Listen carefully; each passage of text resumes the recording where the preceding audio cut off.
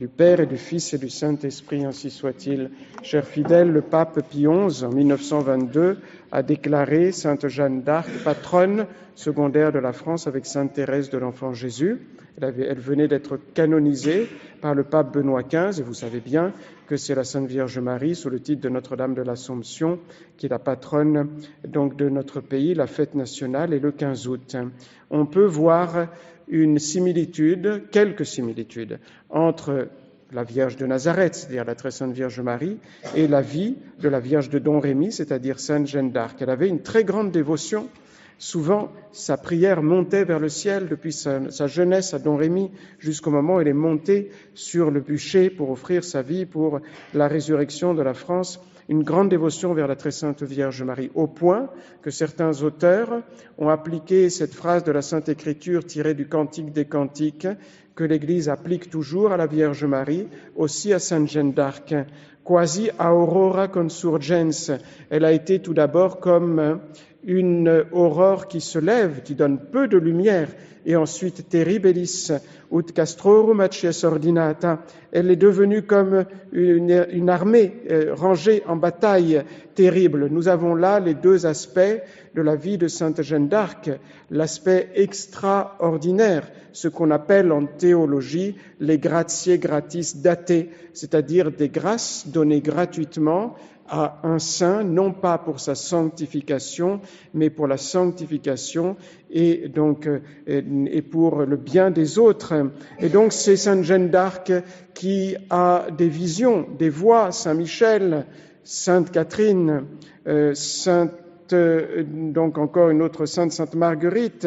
C'est Sainte Jeanne d'Arc qui a des inspirations de Dieu, soit pour reconnaître le roi à vos couleurs d'une manière miraculeuse, elle ne l'avait jamais vu, soit pour trouver l'épée avec laquelle elle va aller mener c'est l'armée au combat pour bouter les Anglais hors de France. C'est Sainte Jeanne d'Arc aussi, qui reçoit la révélation de la bannière qu'elle devra porter aussi au combat. C'est Sainte Jeanne d'Arc qui délivre Orléans, c'est Sainte Jeanne d'Arc qui porte finalement le roi jusqu'à Reims pour être donc couronné.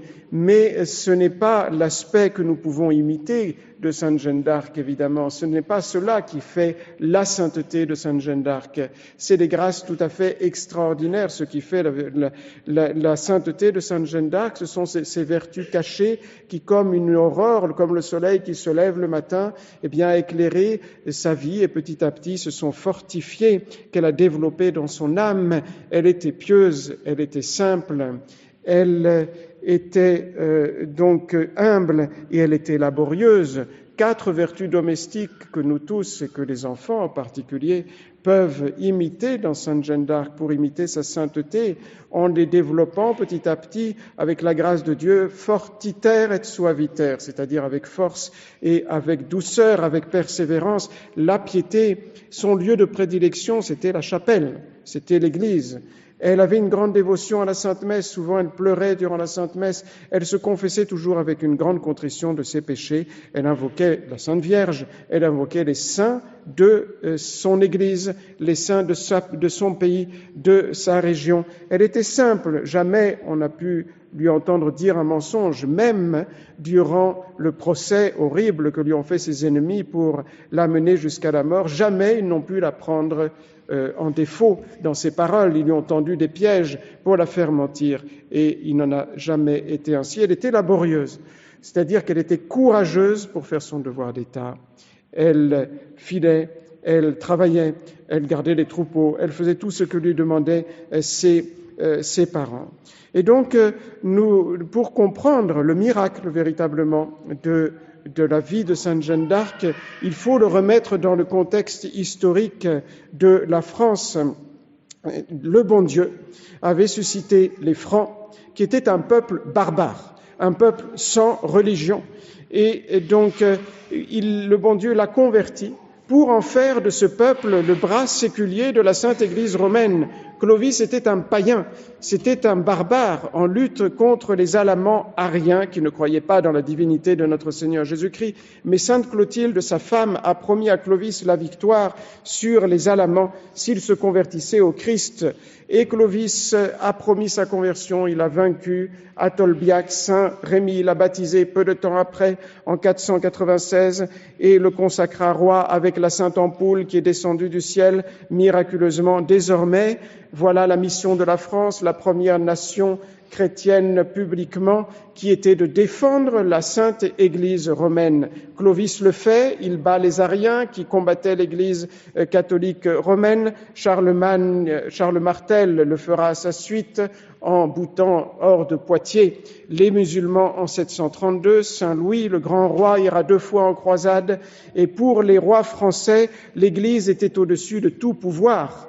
Malheureusement, cette tradition n'a pas duré dans toute l'histoire des rois, puisque le petit-fils de Saint Louis va renverser l'ordre voulu par Dieu. Il va revenir à l'ancienne conception de l'autorité chez les Romains et les païens, où César était au-dessus de tout, au-dessus du pape, au-dessus de l'Église, où il n'y avait rien au-dessus de l'État. Philippe le Bel marque cette cassure et cette fin en France du Moyen-Âge.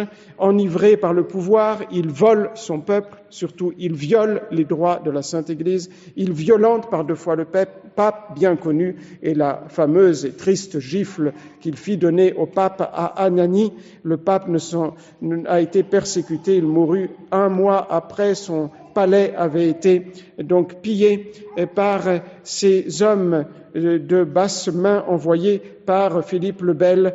Mais ce n'est pas toujours en vain, dit la Sainte Église, qu'on refuse de se soumettre à la volonté souveraine de celui qui dirige le cours du monde, c'est-à-dire du bon Dieu. Philippe le Bel a été maudit par le bon Dieu, c'est l'histoire de France qui le montre. Son châtiment ne se fit pas attendre, son règne a été très court, il a essuyé des désastres humiliants, il y a eu de nombreuses morts violentes dans sa famille, il eut un mauvais renom durant sa vie et après sa mort, ses 3 fils moururent jeunes. Le testament de Saint Rémy, en effet, à Clovis annonçait que si le roi, au lieu de protéger l'Église, persécuterait l'Église, la malédiction tomberait sur lui, ses jours seraient abrégés et un autre recevra l'autorité royale. Malheureusement, la France a participé, en partie, à cette mauvaise conduite.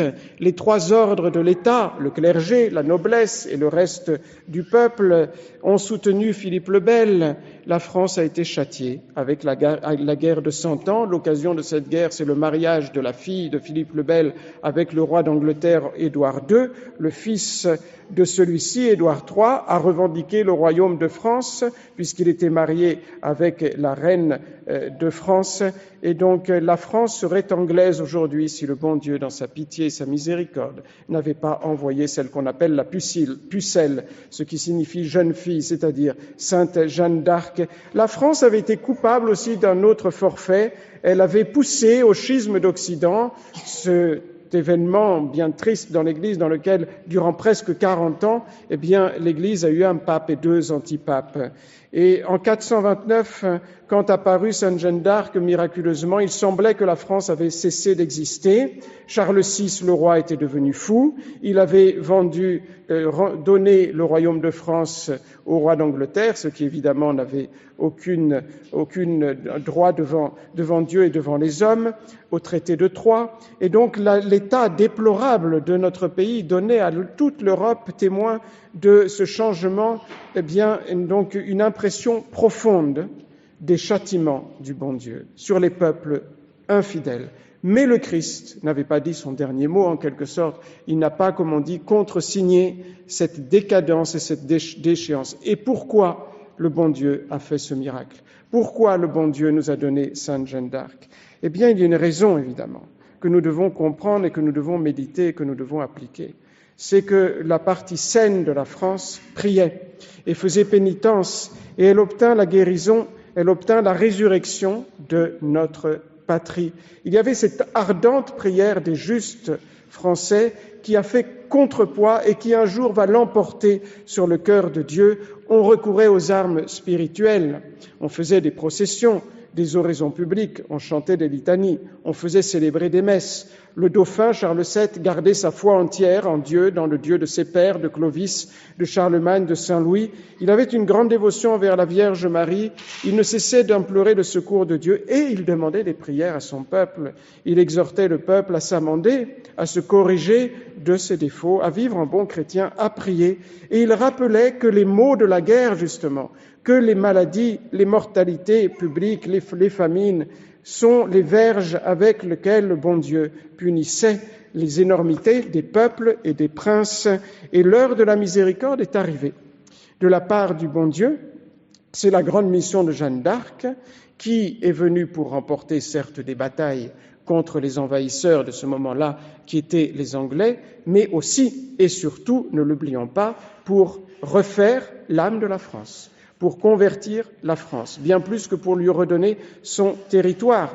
Tous connaissent cette phrase de Sainte Jeanne d'Arc, c'est à cause des péchés des hommes que Dieu permet la perte des batailles, parce qu'elle n'arrivait pas à véritablement remporter les victoires qui étaient décisives. Et elle a dit aux soldats, c'est parce que vous ne voulez pas vous confesser, vous ne voulez pas communier, vous ne voulez pas vivre en bon chrétien. Et ils l'ont fait, et elle a obtenu la victoire. Mais Sainte Jeanne d'Arc a dû pour cela offrir sa vie, sainte qu'elle était, pour réparer les péchés de son pays. Et donc, elle était venue pour rappeler à notre pays la mission qu'elle avait reçue de Dieu et qu'elle avait reniée, et donc de propager l'Évangile, donc d'aider l'Église à propager l'Évangile et d'être dans la dépendance et la soumission à notre Seigneur et à sa sainte Église.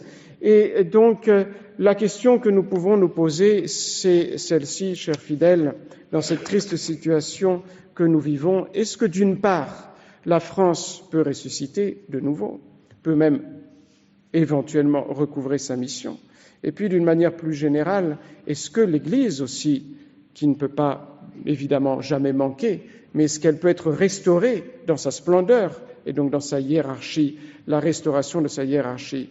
Et donc, quant au pays, il est bien de rappeler deux erreurs, d'autres années, je l'ai déjà dit, qu'il faut éviter.